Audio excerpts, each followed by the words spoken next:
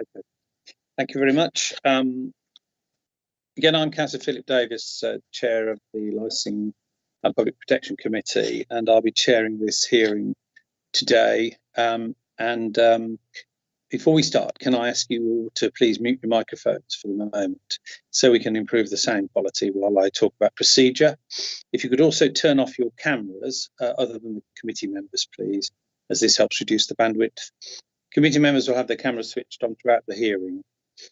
And again, if you could make sure you've got your mobile phones on silent and you're in a room with minimum distractions, please, so that everybody can hear clearly, as it's important that every person participating can hear the proceedings of the subcommittee, and that also those watching on live stream are able to view the proceedings. Formal agenda, item 1, notice of recording webcast. I advise the meeting to note that this is a public meeting and will be webcast for live or subsequent broadcast via the Council's internet site, and that members of the press and public may record and take photographs except where there are confidential or exempt items. Item 2, declarations of interest.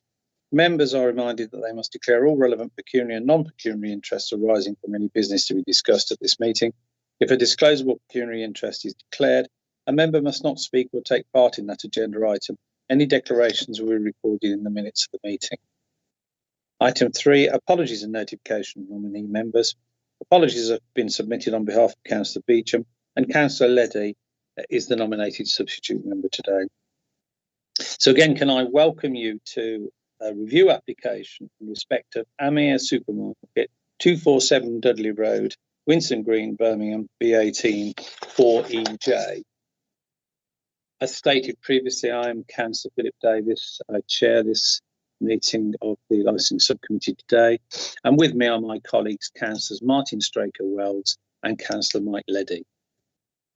Also present in the meeting this morning are the Licensing Officer, Mr. David Kennedy, Katie Townsend, the Committee Manager, Committee Lawyer Joanne Swampillai, and the parties here today are firstly the organisation applying for the review, Trading Standards. Is Mr. Williams, Martin Williams of Trading Standards here? Mr. Williams, present, Chair. Thank you very much. And then next, the licence holders representative, Mr. Heath Thomas, solicitor. Mr. Thomas? Yes, sir, I'm here. As is the premises licence holder and DPS. Thank you for that. Thank you very much for that. Okay, now, can I ask if any person making representations, I think this is chiefly directed to you, Mr. Williams, wishes to withdraw their representations at this stage of the hearing? No, Chair, I don't wish to withdraw. Thank you. Okay, thank you. So some other procedural points. I'll assume the parties have read and understood the Licensing Committee's procedural rules sent out with the notice of today's hearing. Please note, given the nature of today's proceedings, I may at my discretion amend the procedural rules to reflect the fact that the meeting is taking place online. But I want to assure you all that any such amendments will not impact on the party's right to a fair hearing. We use the chat function in this meeting to communicate, along with the usual signifying or verbal signifying that you wish to speak. The chat function is to be found in the chat bubble on your toolbar. And you can also use the raise a hand function if you don't have any particular access to the chat function. So for the record, we all now are going to enter our details into the chat function, as this will help the officers, as I say, record who is attending today.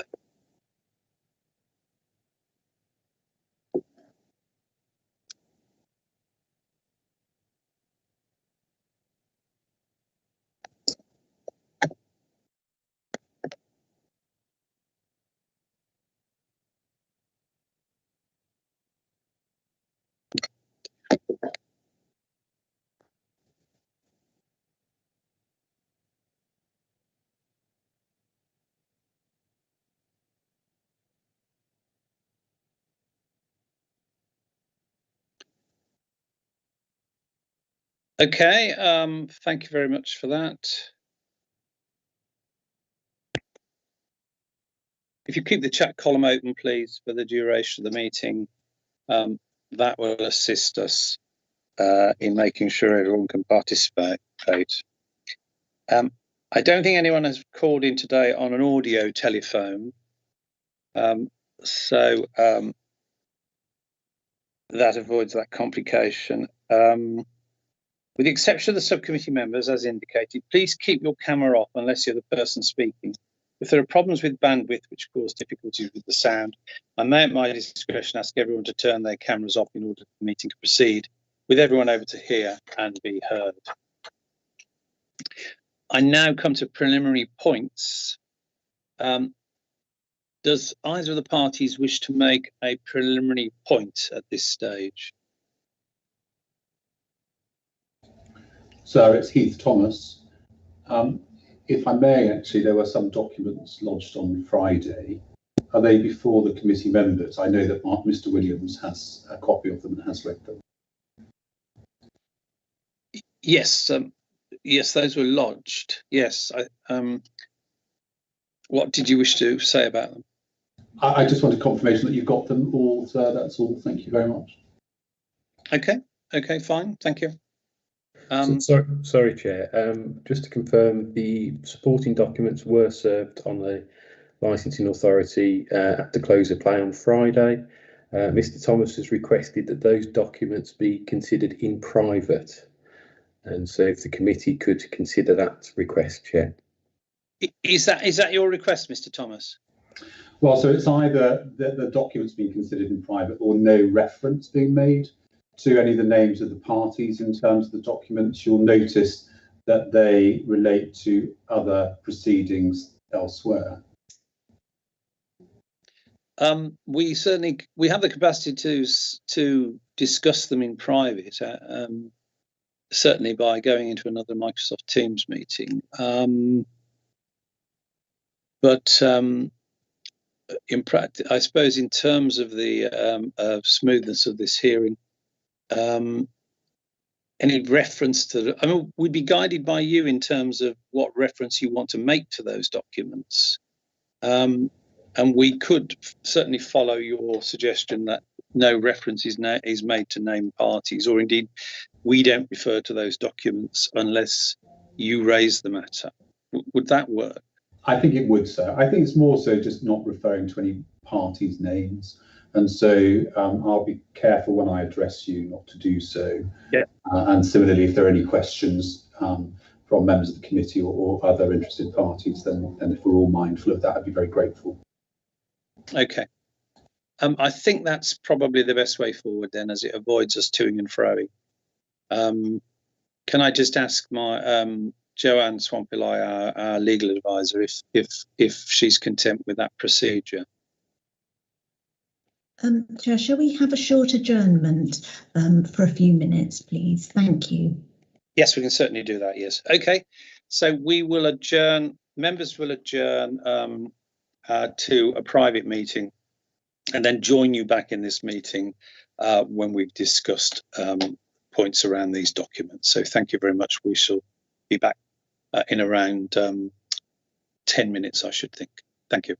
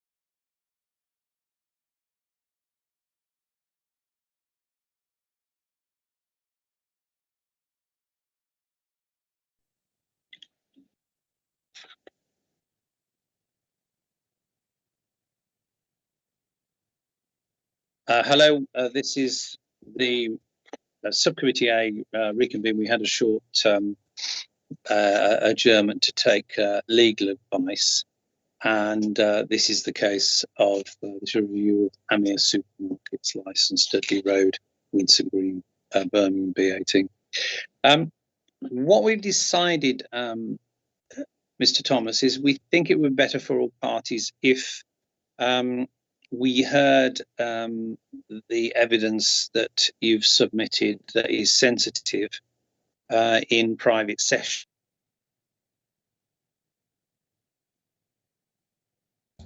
I'm very grateful, sir. I'm very happy with that. Information obligations. Sorry, Would so that be? I apologise. You cut out actually. Yes, yes. Let me repeat. Are you hearing me clearly now? Yes. Yeah.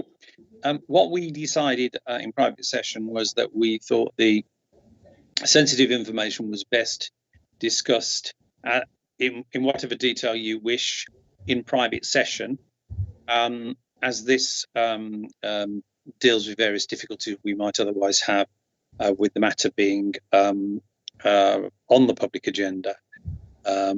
But with sensitivities attached to it in various ways. So what we'll do is we'll carry on with the public procedure. We'll hear from trading standards, and then anything you wish to say in public, and then we'll go into private session at that point. So it's possible to hear your evidence there. And of course, any matters you want to say in public can be said in public as well. So I hope that procedure is clear. Yes, I'm very grateful to all members of the committee for that. Okay, thank you very much. So that was preliminary points. So I'm actually still outlining the procedure, so I'll continue to do that now. Firstly, in process, the licensing officer, Mr. David Kennedy, will present the report. Then applicant will be asked to present their case. We're asking that this could be kept to approximately 20 minutes. The applicant, of course, is trading standards in this case. Then the licence holder and their representative will be invited to make their case. Again, approximately 20 minutes is set aside for that. And again, we ask all parties to speak clearly and slowly so that officers can take notes for the minutes, and as the meeting is also being live streamed. And we're asking people, obviously, when other people speak, to mute their microphones, and you can always use the chat function to communicate if necessary. Please note that members of the subcommittee will be able to ask questions at any stage, but we'll try to do so at the conclusion of each presentation. Cross-examination by the applicant and those making representations will not be permitted unless the members consider it appropriate. Where questions are raised by members of the subcommittee or by those present, we will again, this refers to using the chat function, which I've already explained, or you can intervene verbally. If at any point you can't hear or having problems with your internet connection, please use the chat facility to alert the meeting manager. And then I can obviously take steps to make sure that communication is restored in whatever context. We may, as indicated previously, find it necessary for the subcommittee to briefly adjourn to take legal advice, and in that context we'll do what we just did, ask all parties to wait in this meeting room while we go into a private meeting and then return to this meeting. Please note that if any time the live stream being broadcast on the City Council website fails, I'll ask you all to mute your microphones and cameras and to stop speaking until the live stream is restored. If at any time the meeting goes into private session, the meeting manager will pause the live stream. Once the private part of the meeting is over, then, as we saw, we'll recommence the live stream, which is currently now. At the conclusion of the hearing, I'll invite all parties to make a brief closing submission. No decision will be taken until all evidence has been heard. At the decision-making stage, the members and the relevant officers will withdraw from this meeting in order to determine the decision. They'll go into a separate Microsoft Teams meeting. In the event that members need to clarify any point, you'll be telephoned by the meeting manager. The members will then make their decision. Notification of the determination of the application will be sent to all parties within 5 working days. Okay, so with that, I'd now like to move on to the main business. And firstly, I want to ask the licensing officer, Mr. David Kennedy, to present the licensing officer's report. Thank you. Thank you, Chairman. The Chief Inspector of Weights and Measures applied on the 9th of June 2021 for a review of the premises licence under Section 51 of the Licensing Act 2003 for Amir Supermarket, 247 Dudley Road, Winson Green, Birmingham, B18 4EJ. The purpose of the report before the committee today is to consider the application and to determine the matter. The review application is attached to Appendix 1. Current premises licence is attached to Appendix 2 and site location plans are attached to Appendix 3. On Friday evening, the licence holder's legal representative submitted supporting documents which, due to their content, they wish the committee to consider in private. Copies of the supporting documents have been served on trading standards in advance of the hearing. When carrying out its licensing functions, a licensing authority must have regard to Birmingham City Council Statement of Licensing Policy and the guidance issued by the Secretary of State under Section 182 of the Act. The authority is required to take such steps as it considers appropriate to promote the four licensing objectives. The options available to the committee today are to modify the conditions of licence, exclude a licensable activity from the scope of the licence, remove the designated premises supervisor, suspend the licence for a period not exceeding 3 months, revoke the licence or take no action. Where the authority takes a step to modify conditions or exclude a licensable activity, it may provide that the modification or exclusion is to have effect for only such period, not exceeding 3 months, as it may specify. Thank you, Chair. Thank you. Did anybody not hear what David Kennedy said, that I had a slight degree of interference? I heard it all, but I want to make sure everybody else heard it. If you didn't, I mean, indicate. No, I'm not getting any indication. So, okay, thank you. Okay, so we now move on to Martin Williams of Trading Standards. Mr. Williams, could you address the committee, please? Hello, Chair. Yes, I'm ready to address the committee. My application is as follows. On the 12th of March 2021, Trading Standards were visiting shops in Birmingham to look for illicit tobacco products. The teams had a tobacco detection dog and handler with them to aid detection. At around 12:50 p.m, a team went to Amir Supermarket, 247 Dudley Road, Winson Green. At the time, there was only one man in the shop behind the counter, a Mr. David Goins, who was serving at the till. He said he was covering for his daughter, who was the owner of the business. The shop was visited because it was a subject of intelligence received during lockdown that it was selling illicit tobacco. An advice visit had been carried out to follow this up on the 29th of July 2020, where advice and a written warning note was issued to Mr. David Goins again, who was in charge of the shop on that particular day as well. So during the inspection on the 12th of March 2021, the detection dog found 45 packs of various varieties of smoking shisha behind the counter, which, whilst not containing tobacco, still did not have the statutory UK health warnings for smoking on them, as well as the printing not being in English, meaning the products were not legal for supply in England or the UK. I was there on the job. I also noticed 2 bottles of Krakow vodka on display labelled as Polish vodka, and also under the counter 8 bottles of Maxus branded vodka. These both look suspicious to me, particularly as there is an ongoing problem with Krakow vodka. So I advised Mr. Goins that these would need to be taken as well for further examination. Whilst in the shop, we also looked at other products on display and found 16 bottles of a particular brand of wine on the shelf, which had lot codes which were known to be... Signal, I've lost. Could we, Mr. Williams, could we pause? Because yes. I if you could repeat what you've just said, as I lost the signal after Krakow vodka, basically. Okay, no problem. We also noticed 2 bottles of Krakow vodka on display, labelled as Polish vodka, and also under the counter in the shop, 8 bottles of Maxus branded vodka. These all look suspicious, so I said we'd need to take these away for further examination as well. Whilst in the shop, we checked other products on display and found 16 bottles of a particular brand of wine, which had lock codes which were known to be counterfeit. All of these items were listed and a receipt given to Mr. Goins before we left the shop. On the 9th of April, it was confirmed that the bottles of wine were all indeed counterfeit. One of the bottles of Maxus vodka was sent to the public analyst for testing.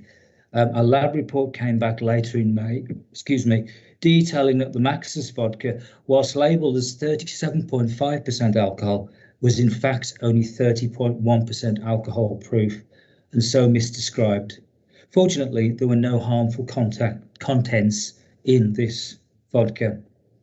Later in May, colleagues at Revenues and Customs confirmed that the duty stamp on the Maxus vodka was a fake copy belonging to another manufacturer, obviously being copied, and the Krakow vodka didn't have the duty paid to Revenue and Customs, and so were both illicit. So in total, 16 bottles of counterfeit varieties of one brand of wine were seized from the shop, 2 bottles of illicit Krakow branded vodka, 8 bottles of illicit Maxus branded vodka, and 45 packs of illicit smoking shisha. Now, Trading Standards has been working with Revenue and Customs, Food Standards Agency and several other agencies during lockdown to stem the flow of illicit alcohol, which does appear to have boomed during the lockdown period.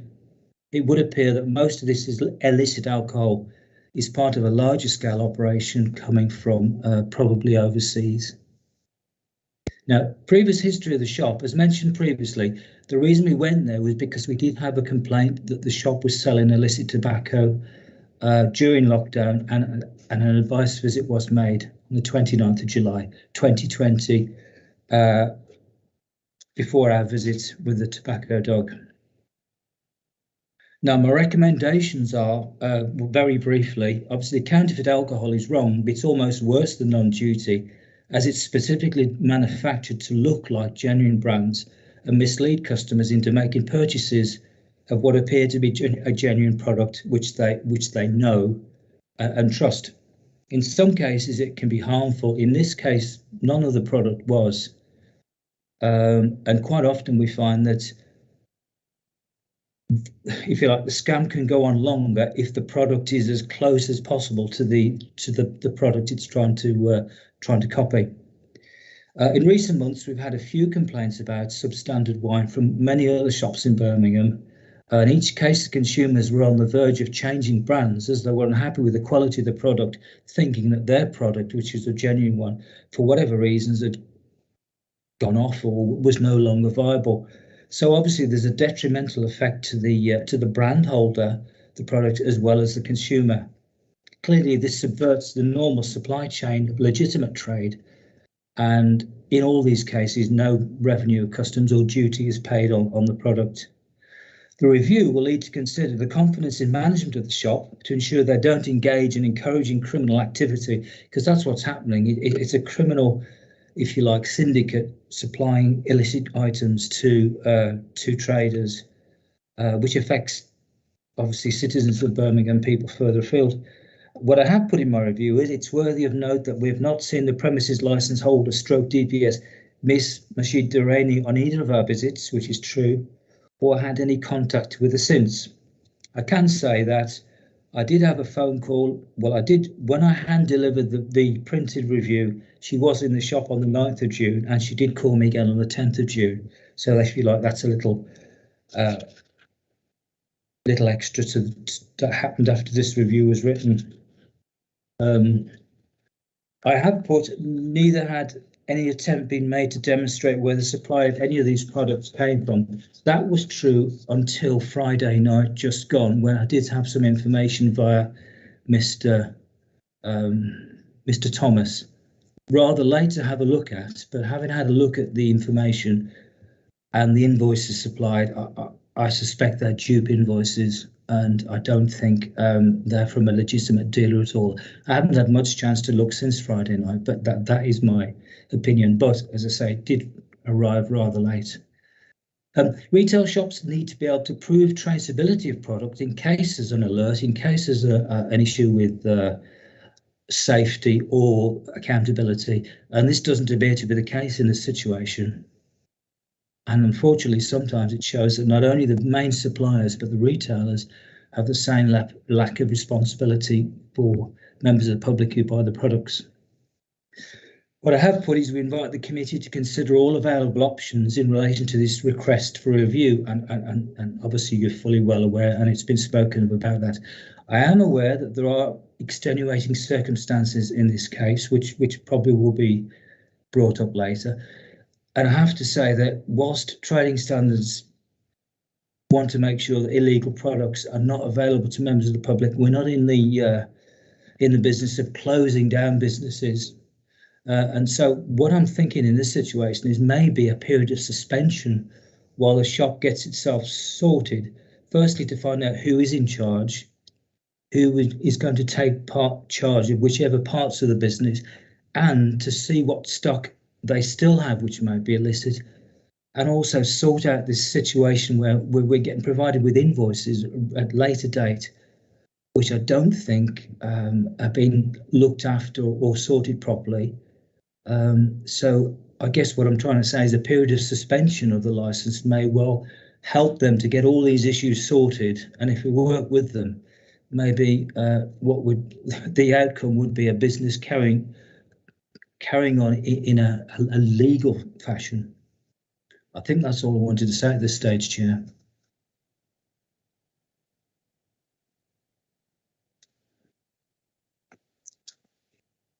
Chair, you're on mute.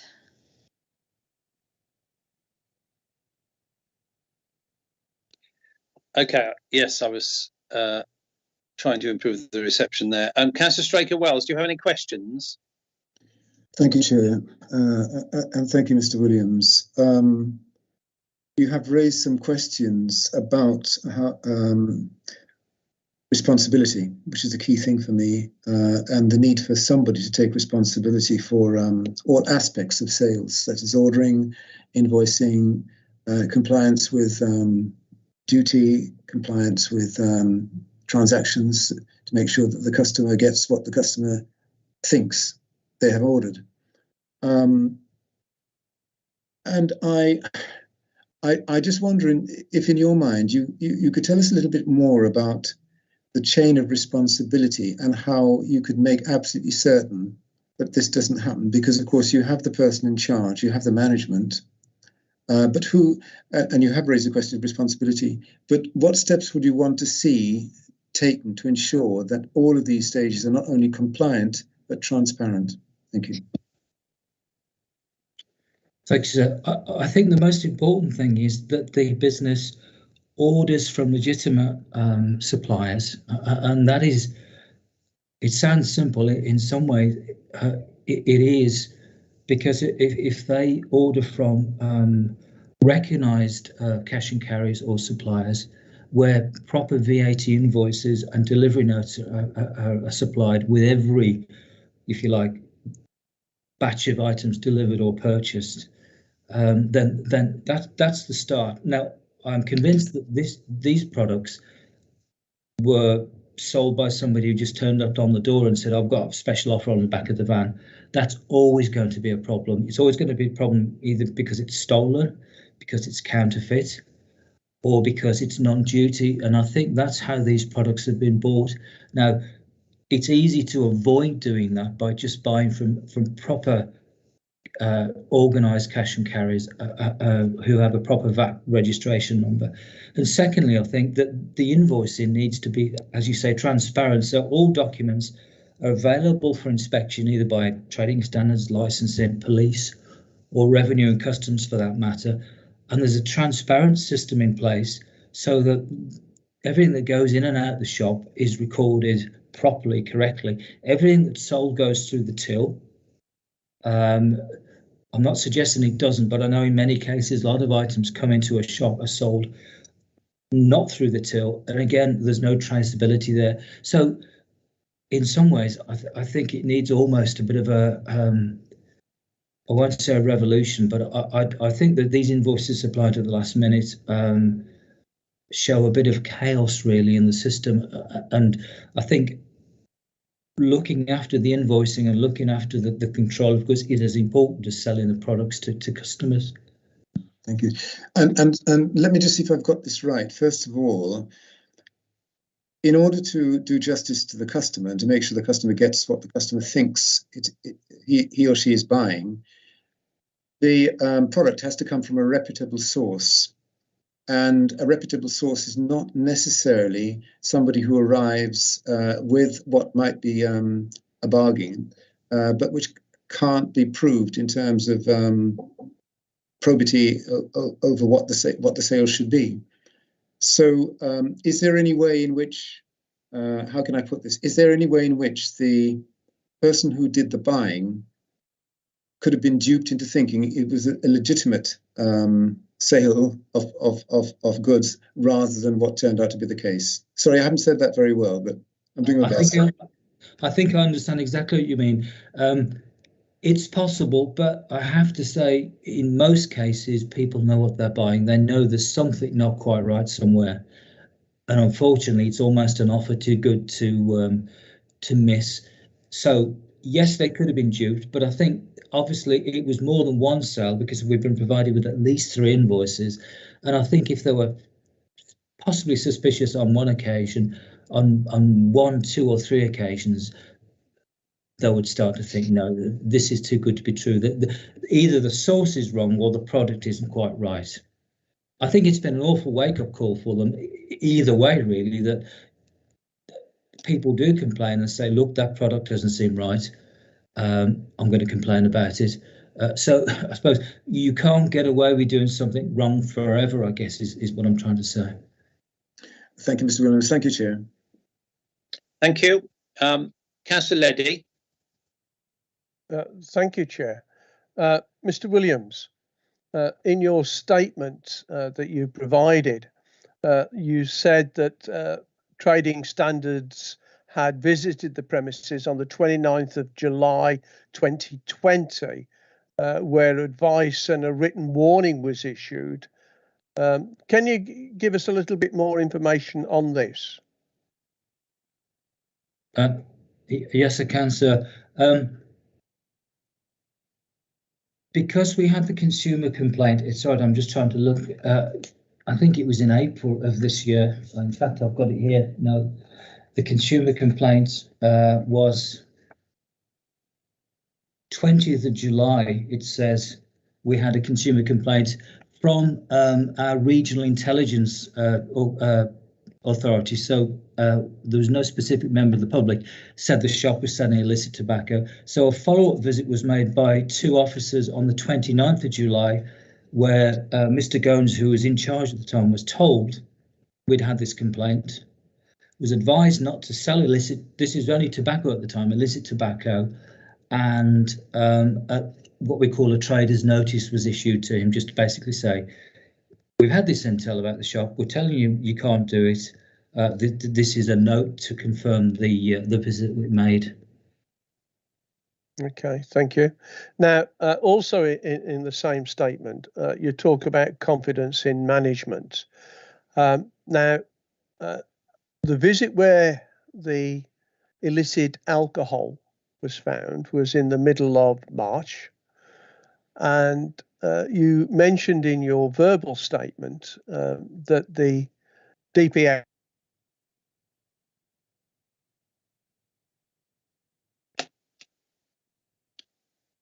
I think we've lost Councillor Leddy.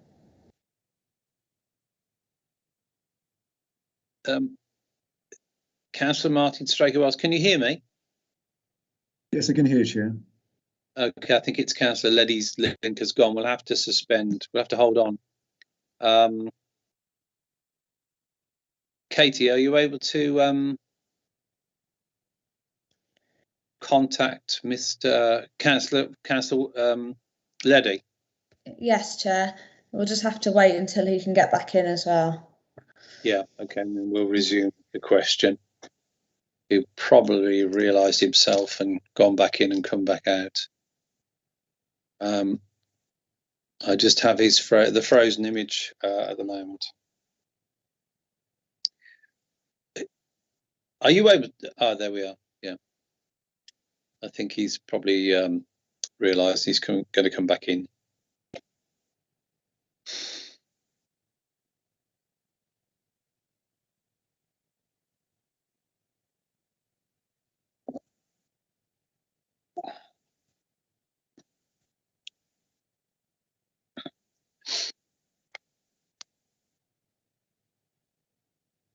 So we just have to wait till Councillor Leddy can reconnect.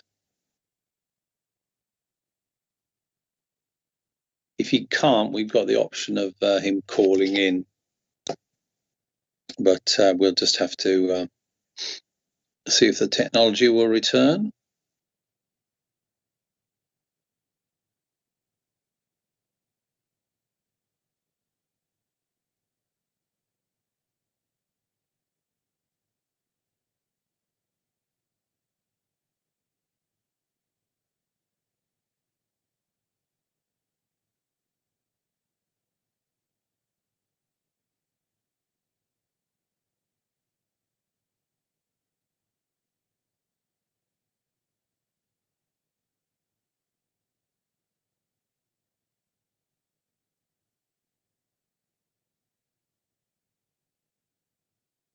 Any sign of him?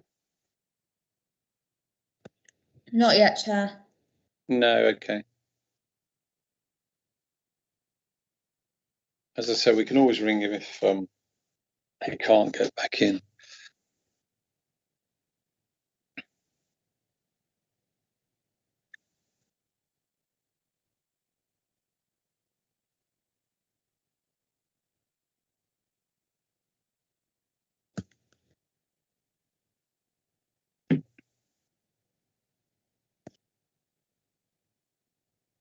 Chair, I wonder whether it might be best to have a little 5-minute break just to give Councillor Leddy time to get back in and pause the live stream.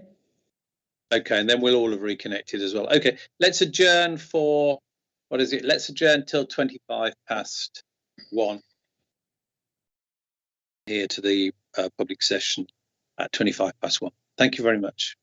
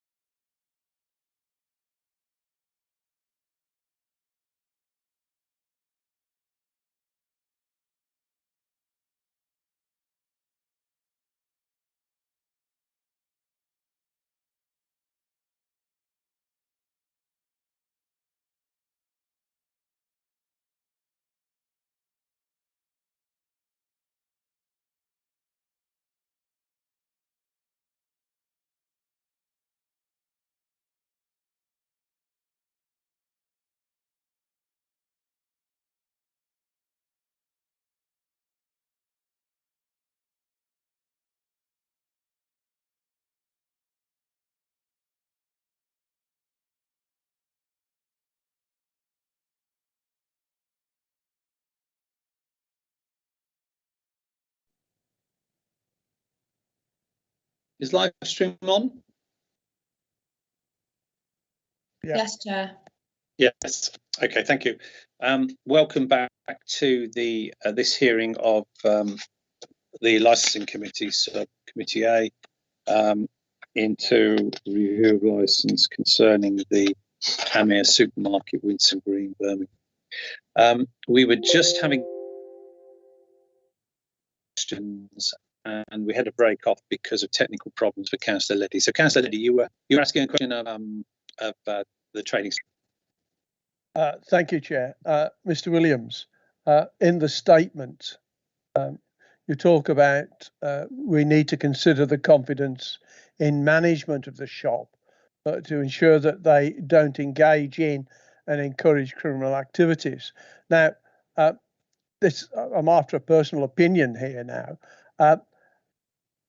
Were you involved in the visit in March? Yes, I was, sir. And as a well-serviced trading standards officer, in going into the premises, you get an idea of what is a well-managed premises. And in your opinion, do you think the premises were well managed, excluding the incident of the illicit alcohol? My only concern really is not being able to see or speak to the premise license holder or the DPS on that visit when we're doing something serious like seizing product. Yeah. Okay. Now, you also mentioned in your verbal statement that you visited the premises in March, and then you had no contact with the management or the owners, DPS or license holder of the premises until mid-June. Is that correct? Until the day I served the printed copy of this license application to the shop. Actually, Mr. Rani was in the shop then. So that would be the 9th of June, beg your the pardon. 9th of June is when it's dated. I was about to ask you if that was the 9th of June. It was, and yes. then after the 9th of June, what happened? Can you just repeat it again? I can, sir. I had a telephone call from Mr. Rani on the 10th of June, the following day, asking me to explain a little bit more about the procedure and the content of the document. Following that, I had no other contact until till really last Friday when I had the document sent by Mr. Heath Thomas. Right. Now, as a professional trading standards officer, when you seize goods from a premises, do the premises owner tend to badger trading standards if they feel that the goods were taken incorrectly? Almost straight away. But yet, we've gone 3 months and goods that are supposedly legitimate, you or your colleagues haven't been badgered. No, sir. Right. Thank you very much, Chair. Okay, thank you for those questions, members, and no questions from me. So we'll move on now to the licence holder and her representative, Mr. Thomas. Mr. Thomas, as agreed, we can go into private session when you wish to do that. But what would you like to say to us at this stage? Sorry. My only question for Mr. Williams, a very simple question. Sorry, it's not. We're not taking questions at this stage. What we need is a presentation, a statement from you. Matters can be clarified potentially with. Oh, sorry, sir. I mean, when forgive me for a moment. When do I get an opportunity to ask Mr. Williams any questions? Well, we don't do cross-examination here. It's not cross-examination. It would just be a question through you, Chair. Yeah, so that's fair enough. We can ask Mr. Williams to address any matters you've raised in that way in the summing up at the end.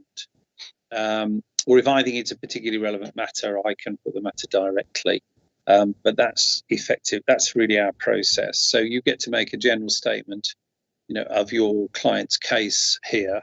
We will then ask you questions, and obviously you can pose matters which which can be dealt with in the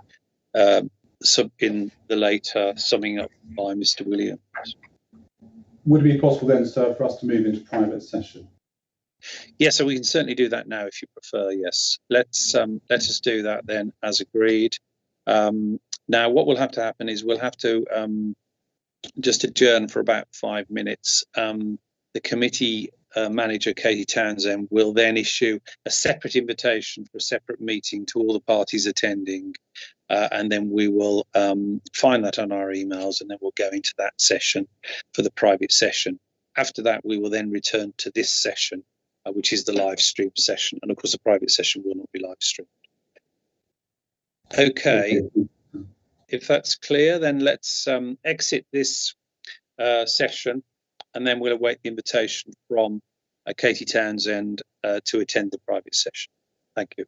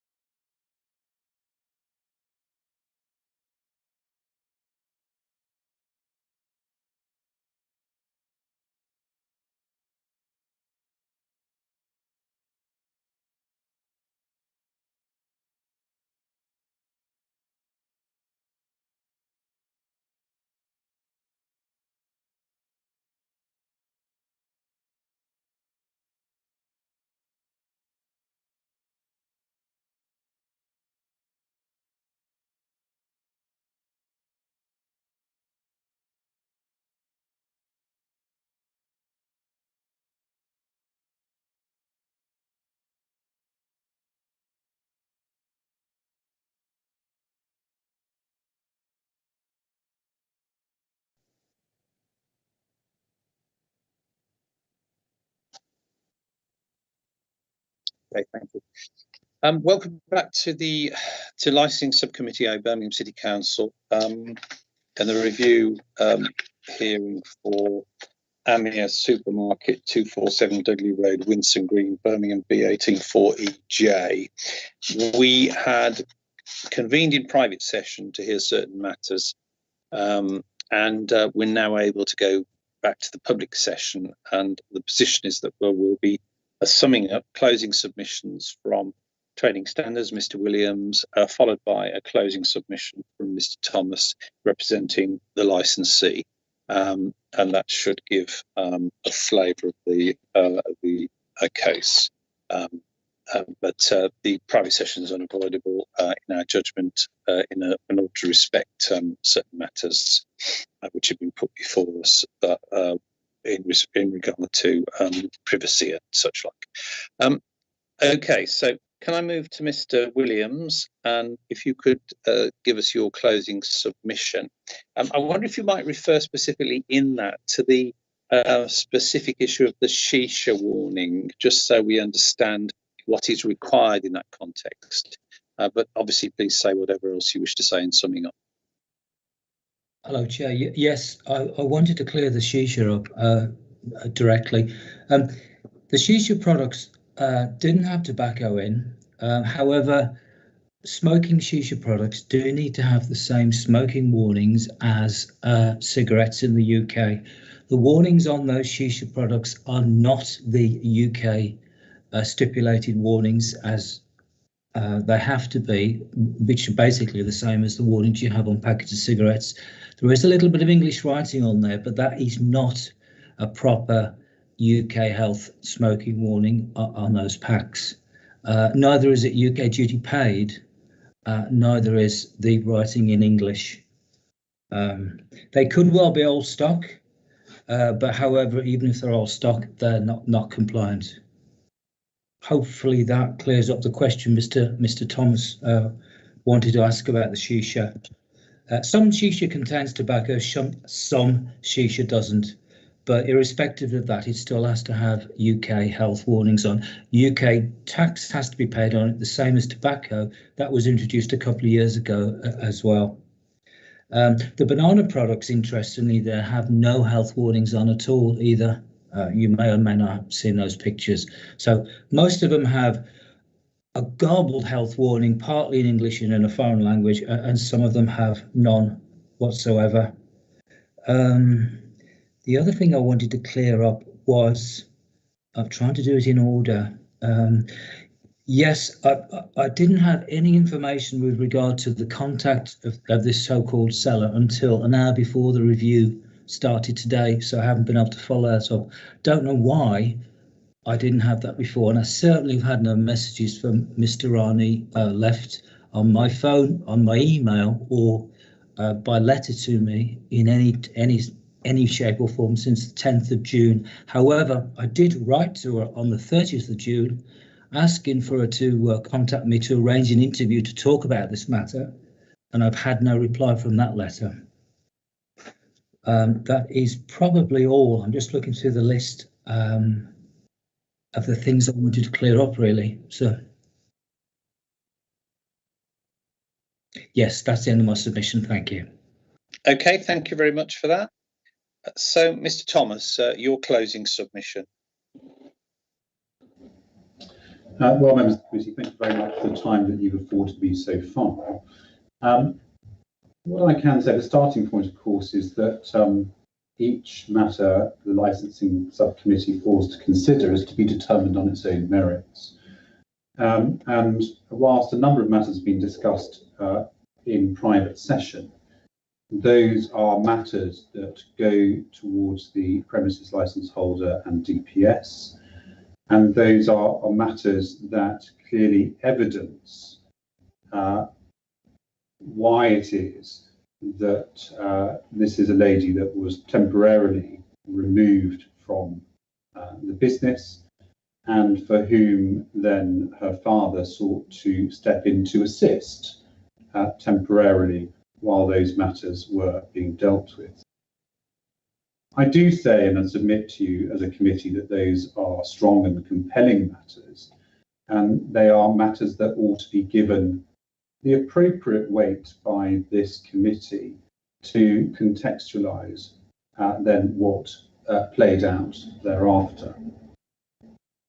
In terms of what has played out thereafter, then my client has accepted much of what Mr. Williams says to you, but she is very willing to work with Mr. Williams. Mr. Williams has indicated just now that some of those products contain a health warning. It's a change in shisha products that was quite recent, and these are items that were present since 2016. So it may well be that those items were compliant at that time, but were not compliant in March 2021. And it allows my client to get the proper advice to make sure that that doesn't occur again. In terms of the other items that we've discussed, then again, I've addressed you at some length as to how that arose and how my client is willing to work with trading standards. Moving forward, I think fundamentally the position for my clients has changed personally for the better. She is in full control of her premises. She understands and is ordering her items only from recognised cash and carry premises. I put forward to you a proposition that this committee looks to modify the conditions of the premises licence such that my client be required to only purchase those items from a recognised cash and carry wholesaler, part of the alcohol wholesale registration scheme, that she retains all invoices relating to those purchases for a minimum period of 12 months, and that those documents to be made available upon request by responsible authorities. That would be either the licensing officer, trading standards, or indeed West Midlands Police. Those are all measures that the committee could take on board to be certain that Mr. Rani moving forward will be compliant as to the provenance of the items that are sold within her small retail shop. In terms of the options that are available to you, then the guidance suggests, and it's in Mr. Kennedy's report, the options are very clear. You take no action at all. You can modify the conditions of the licence, which I'm inviting you to do in any event. You could remove the DPS, which I, in this particular instance, do not consider to be an appropriate or proportionate response, bearing in mind what we've considered today. You can suspend the licence. If you were to suspend the licence, it would allow my client an opportunity to work with Mr. Williams to ensure that all is right. But in considering a suspension, I would invite you to consider the shortest time period possible, which is, again, giving weight to the evidence that's been presented to you today that demonstrates how we were in the position that we were then, which is fundamentally different from today. And whilst revocation might be something you're asked to consider, you're not obliged to consider it, or you're not obliged to impose it, actually, is really the comment that I ought to make. And I would invite you not to impose a revocation here. And I'm grateful to Mr. Williams as well. Mr. Williams, in his opening submissions to this committee, has said to you that his recommendation might be one, bearing in mind all of the circumstances which have been brought to his attention, where suspension would be the more appropriate and proportionate outcome, which would allow my client then to work with him and his colleagues and for the committee to be satisfied of things moving forward. So, members of the committee, I would be inviting you to consider modifying the conditions of the licence, and if you were to impose a suspension, to please consider, on the weight of the information you've heard, for that to be a short-term measure. Unless I can assist further, that's my closing remarks. Thank you very much, Mr. Thomas. That's very helpful. And again, my thanks to both representatives today for their assistance to the committee. So we now have reached the point where I ask all parties to leave the MS Teams meeting, and the members, the committee lawyer and the committee manager will go into private session while the subcommittee makes its decision. You will receive notification of the decision of the subcommittee within 5 working days. So again, thank you to all those who've contributed to this hearing, and we'll now deliberate. Colleagues, I suggest a brief comfort break. We reconvene at 20 to 3. So 20 to 3, we'll reconvene in the in our private session, the original private session. So again, thank you very much for all participants who have attended today. I close the Thank you.